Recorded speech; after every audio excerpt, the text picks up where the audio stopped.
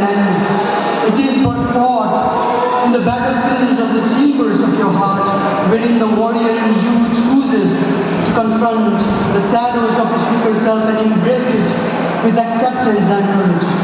Honorable judges, esteemed jury, and the entire family of Sikkim University, my name is Robert Chamling Rai, and I am representing the Department of English.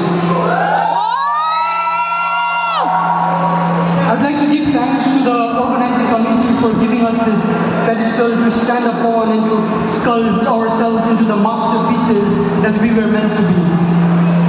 Today I'll be reciting one of my self-composed poems. So I welcome you to the realm of poetry with each syllable uttered that resonates with the universal rhythm of human soul.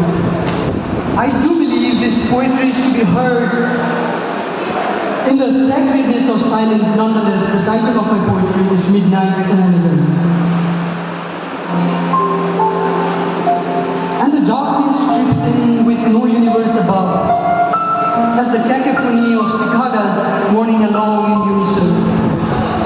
As the world dozes off to lull, I stay awake on my bed, all alone with my companion, the owl next door. But I don't know what keeps me awake.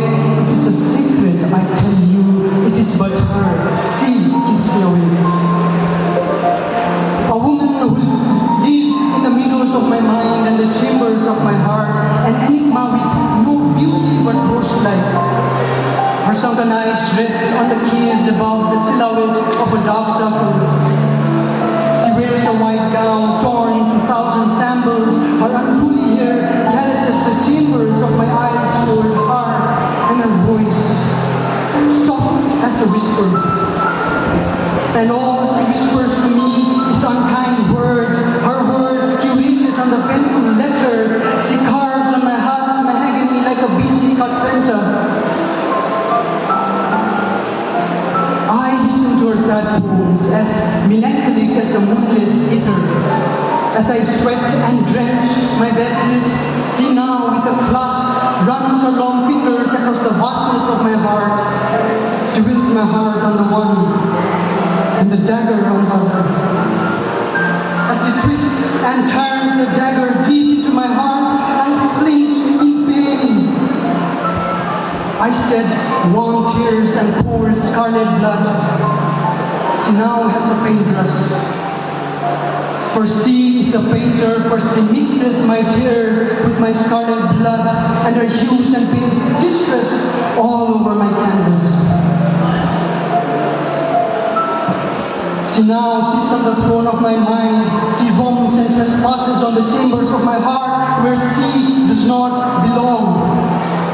With fear creeping in, I hug my knees as sweat beads loiter on my bare flesh. I stuff my ears with pillows, but all I hear is her voice. I close my eyes, and by piling my eyelids, all I see is her. So I look into the dark night. It has turned into a dark Frankenstein, so ready to devour, with its fangs sticking out like a hungry beast. So I heave, I breathe, I breathe, I breathe, and I fall asleep. And in my dreams I see my mama as she cocoons me under the duvet's cover. She sings me a lullaby and begs me a night-night kiss. And I hear the footsteps of my mother fading away with each tick-tock of the moving hands of the clock. The woman, she comes even in my dreams. But this time I confront and I resist. Being in the moment, I listen to her sad poetries.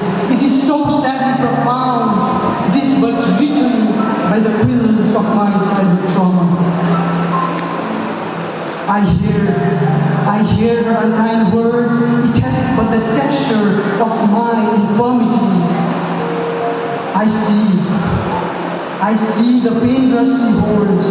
On her other hand, it has the paints dripping its colors, derived from my anxiety and fear. As she leaps over me with her dagger, I wield her hand and